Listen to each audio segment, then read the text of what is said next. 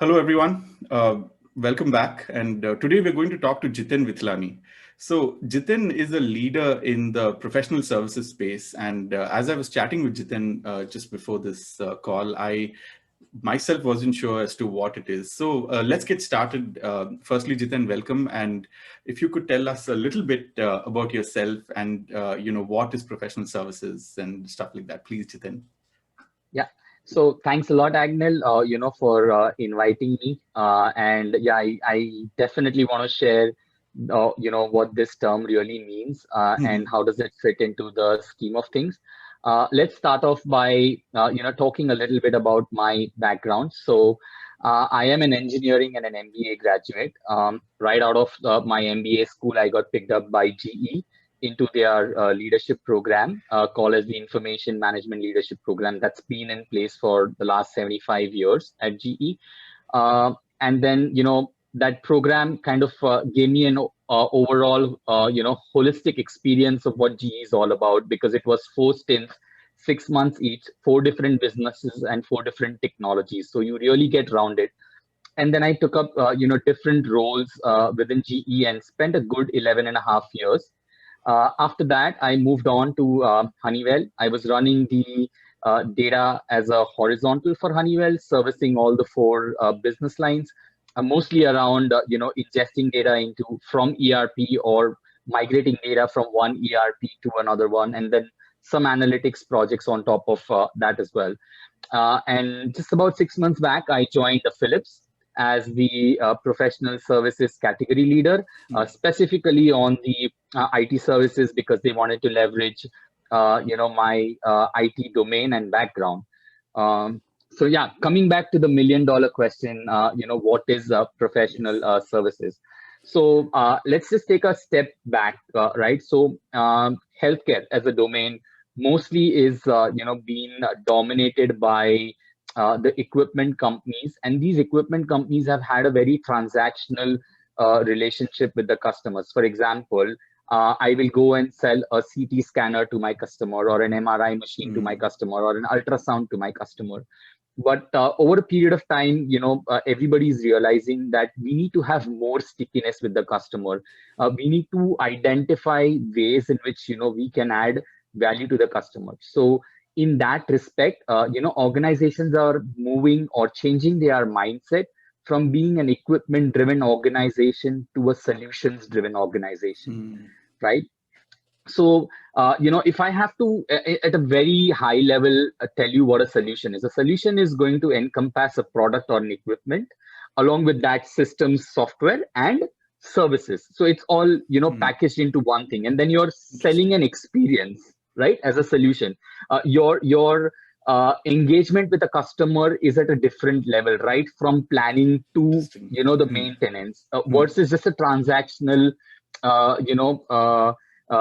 kind of a relationship that you have that you quote for an MRI, you get out of, the transaction. Like I said, solution is a package. So if you kind of pick up the services component of it, we all know about systems, software, and equipment. So services is the fourth pillar of a solution. So a service could be a life cycle service, which is nothing but your entitlement when you buy an equipment. For example, let's say if you buy a coffee maker, you may probably get a 6 months warranty, and that's your entitlement. For some of the B2B, high value products, there is going to be parts coverage or planned maintenance, those kind of things that are covered as part of your warranty or extended warranty or a contract that you would have. The second area of services is managed services, a different model wherein, it's all about the total cost of ownership and outcomes. So, a customer might come in and say, here are the 200 assets that I have at my premises. Tell me what's the dollar value to manage these for 10 years. You put a plan in place to tell me how many of these need upgrades, how many of these need refreshes, when will that happen? And if you had to manage right from issue resolution to doing the upgrades to doing the refreshes all the way till 10 years to ensure that, my premises operates efficiently, what is that total cost of ownership? What's the dollar value that you underpay? So that's managed services. And then the third piece of the puzzle is professional services. So anything that requires a specialized skill set or a tool or a knowledge to really, add value to the customer is tagged as a professional service. I'll give a very simple example, right? So, for example, and this is more in the B2C space. Let's say, somebody's going to a shop and buying a air purifier. The customer may, as a seller of the air purifier, I may just say that, yeah, this is the purifier, this is the warranty, this is the price, done. But what if I was able to talk to the customer and say, hey, I can give you a value added service where I can come in or send a agent who can do the assessment of what is the air quality in your house, and we can run some diagnostic algorithm and tell you what is the best place to fit this air purifier. So it requires a specialized skill set. It requires it's adding value to a customer, and then you are building that stickiness with the customer. It's not a transactional relationship that you have, right? So that is essentially what is professional services, and a lot of organizations are trying to do that, to upsell, to cross sell, and build that stickiness with the customer. Interesting. This is very interesting, Jiten. It almost sounds like to me like the Amazonification of everything. Like it's like in while it's very beneficial for probably the company who's providing it, but it's also very customer friendly if you think about it, right? Absolutely. Because I would, if I was buying an air purifier or an AC for my house, I would love to know what is the right AC that I should buy and where should I fix it. I mean, I've never thought about such things. I mean, so this is brilliant, Jiten. And I don't know. I mean, I just used the word Amazonification because I think Amazon is the one that kind of made it a common phrase with end consumers like me. But I'm sure there are other companies that probably have this vision for a long time. So, but Jiten, my like follow-up question on something like this is, it seems to be picking up, at least based on now what you're saying. I'm starting to see that there are companies that are slowly doing such things, and it seems to be picking up. What does it take to launch such a service, or like a package of services, Jiten?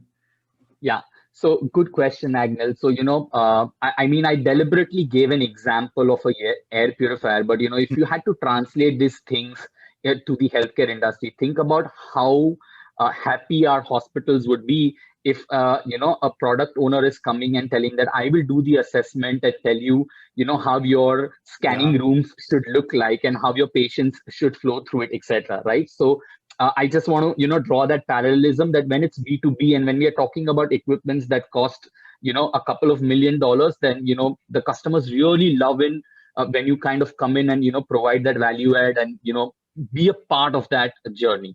So, going back to your question, so what does it really take?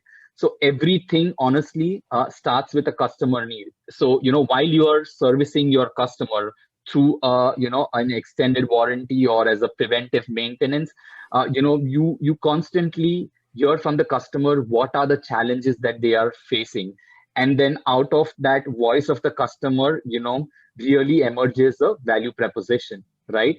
And you then start defining that what is it that is going to be your value proposition, and then drive that with a product management kind of a framework. But it's just that it is not a new product, but it is going to be a new service that you will introduce. And then eventually you need to identify your alpha customers who are willing to pilot with you and then give you feedback, and you iterate, and then you kind of make it as a standard offering. And then it becomes just another service that you want to quote to your customer when you're having that conversation about an equipment sale, right? Because you always know that this is something that you could do add on, and it might delight the customer, right?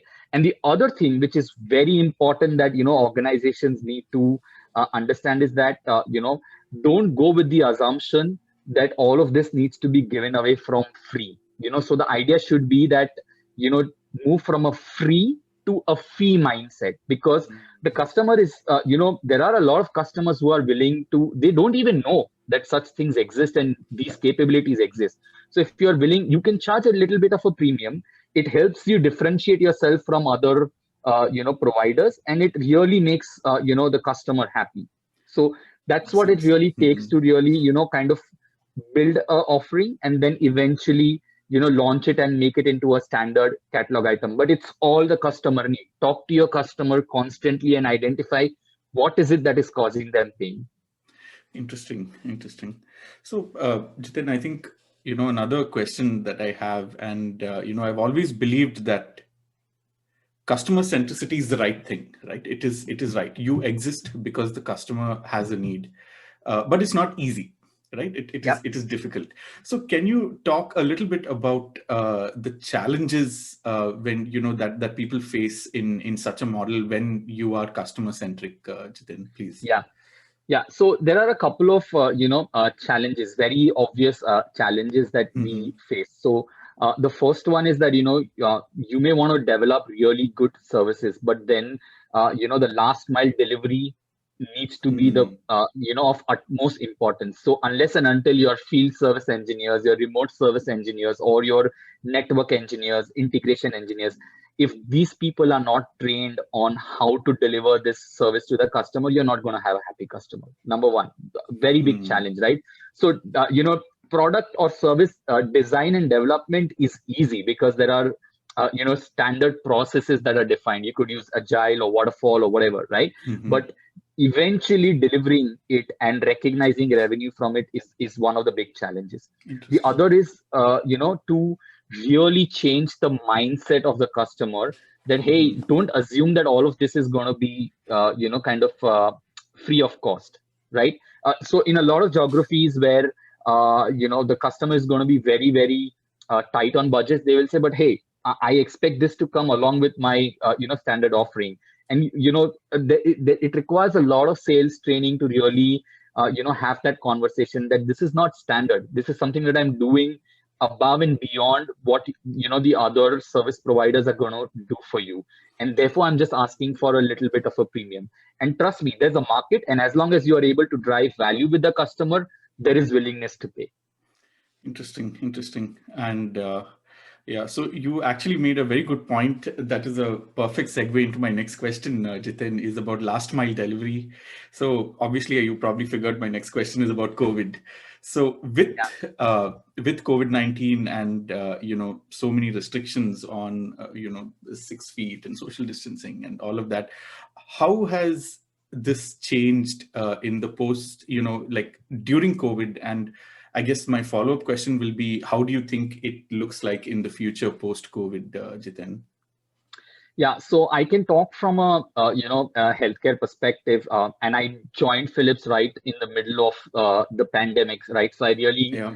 know what they Hmm. were going through. So while the hospitals had to bump up their budgets to really get more ventilators and equipment that are really required to take care of COVID, the the I would say suddenly the dawn was drawn upon them that we were so reliant on people coming and doing the installation, people coming and doing the service, people coming and doing the integration, and suddenly there is a lot of shift on a remote delivery of maintenance, remote delivery Hmm. of diagnostic, remotely servicing our equipment if it is possible, connecting Hmm. equipment to the network so that we can monitor it remotely and make it more kind of predictive preventive and predictive Interesting. preventive maintenance versus just the preventive maintenance. So I think Interesting.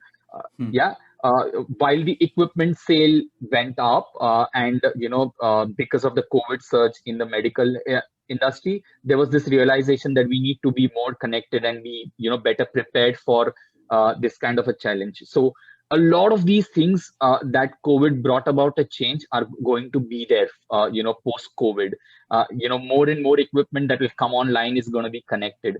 More and more services are going to be delivered remotely, right? So Hmm. these are some of the very, I would say those were hospitals were on the cusp of it, but were not making that leap. But COVID forced them to make that leap, and then healthcare is going to change leaps and bounds because of this one event that occurred.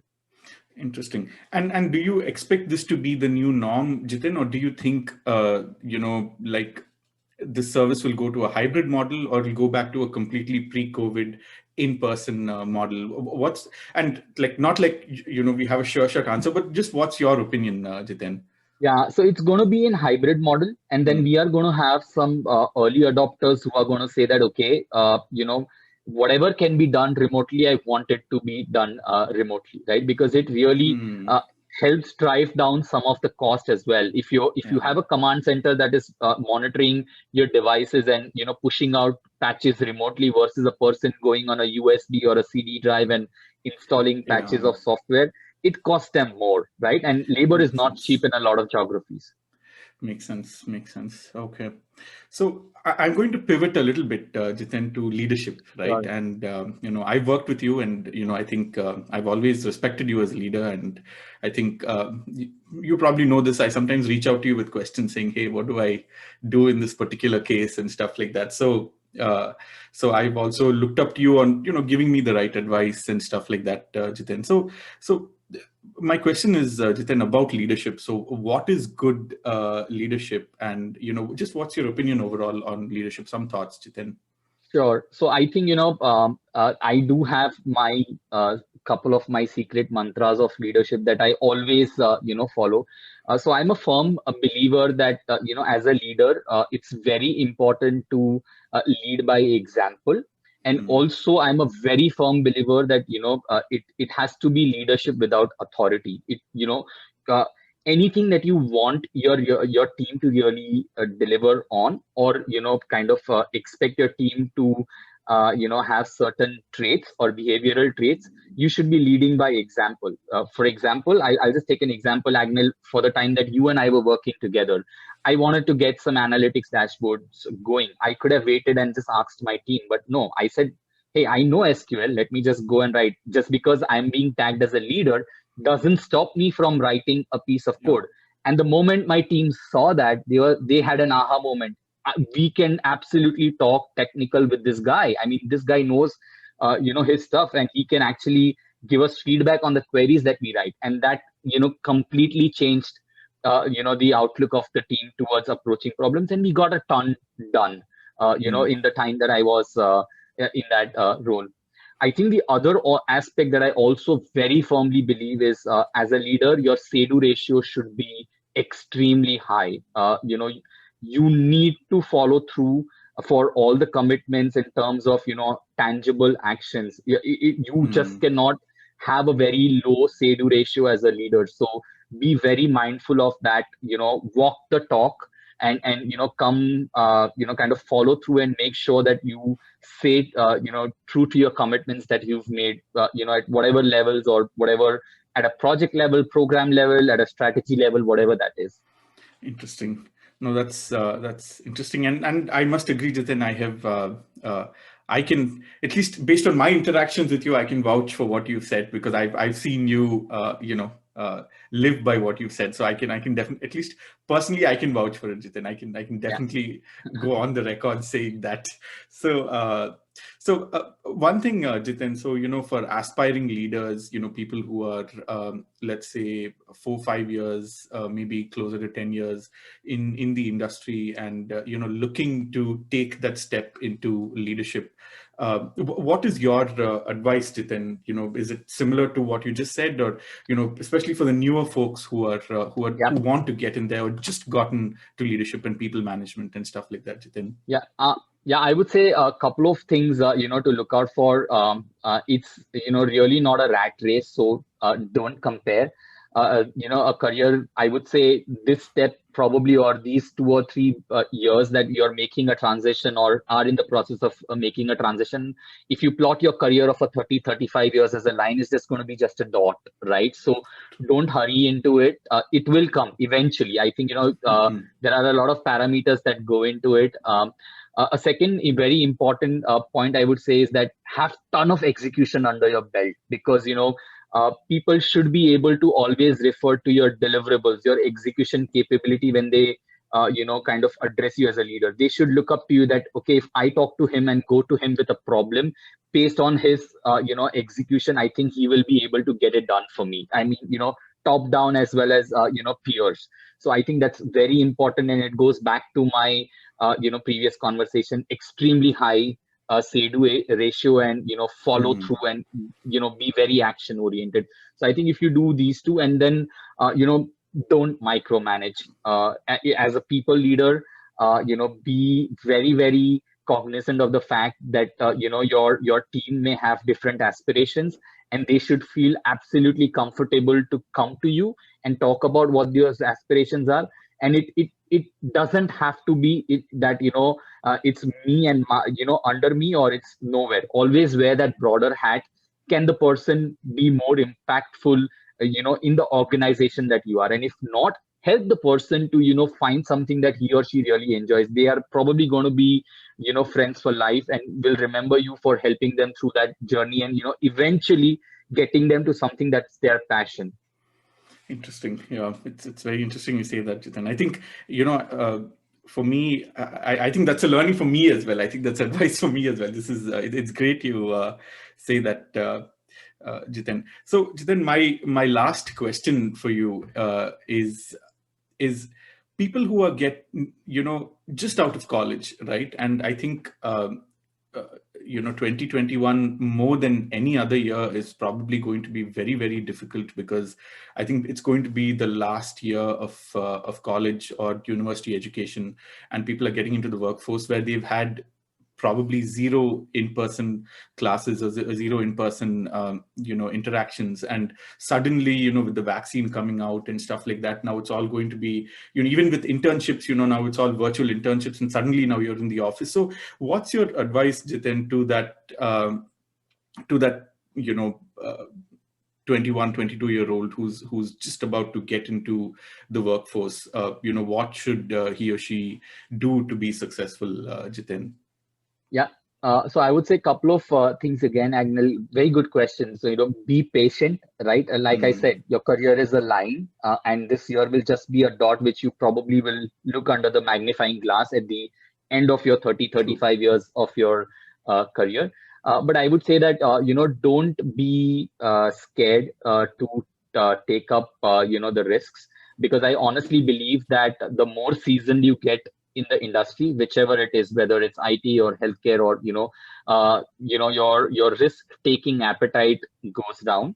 I also feel that with every year added under your belt, the number of constraints also start plugging in, because your biological clock is ticking. So you may aspire to get married, so that's another constraint. You want to have a house loan, that's another constraint, and so on and so forth, right? So while age is a number, and but I feel that your risk-taking appetite is inversely proportional to you being spending the number of years in the professional life. So don't be scared. Go Hmm. there and follow your passion, because if you do that, then it's not going to look like work. It's just like another day. You doing what you love doing, and I think that will really make this journey very fruitful. Interesting. Uh, it's amazing you say that, Jiten. So, Jiten, that was my last question for you, but I just want to make a comment that I was reading a few weeks back that, everyone's goal every day should be to be a little smarter than they were yesterday. And I would say I am, after speaking with you, and I'm not trying to patronize you. I really mean this, Jiten, is that after speaking with you, I am smarter than I was yesterday. I don't think I have to learn anything new for the rest of today, just based on this conversation, Jiten. So I really want to thank you, and thank you for your time. It was an amazing learning. And I think the other comment I want to make is that you've explained such, uh, in my mind, that are probably very complex concepts, but you've explained it so well that I think anyone could understand it, Jiten. I think that's it's just amazing the way you put it, Jiten. Yeah, thanks a lot, Agnel. And I really enjoyed having this conversation, and I hope when the folks listen to it, they are inspired, and they at least get some value out of it.